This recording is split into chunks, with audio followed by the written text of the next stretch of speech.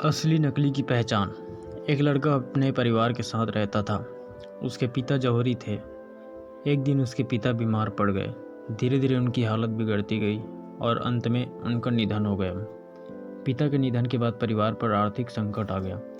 ऐसे में माँ ने घर चलाने के लिए बेटे को अपना एक कीमती हार दिया और कहा कि इसे अपने चाचा की दुकान पर दिखा देना। वे भी एक जौहरी है, इसे बेचकर जो पैसे मिलेंगे वह ले आना। लड़के ने अपने चाचा को जब यह हार दिखाया तो चाचा ने हार को अच्छे से देखा और कहा कि अभी बाज़ार बहुत मंदा है, इसे थोड़ा रुक कर बेचना तो अच्छे दाम मिल जाएंगे। फिलहाल तो तुम मेरी दुकान पर नौकरी कर लो। वैसे भी मुझे एक भरोसेमंद लड़के की ज़रूरत है।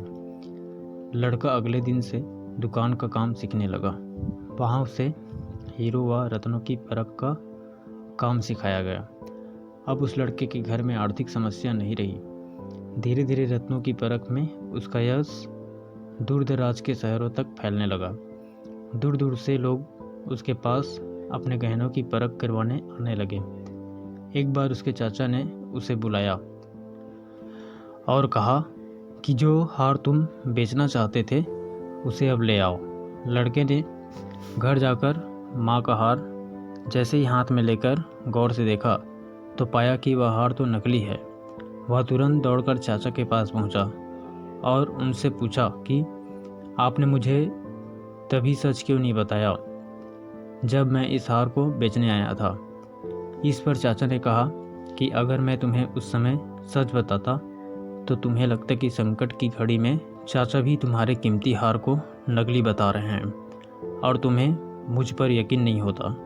लेकिन आज जब तुम्हें खुद ही गहनों को परखने का ज्ञान हो गया है तो अब तुम खुद असली नकली की पहचान कर सकते हो।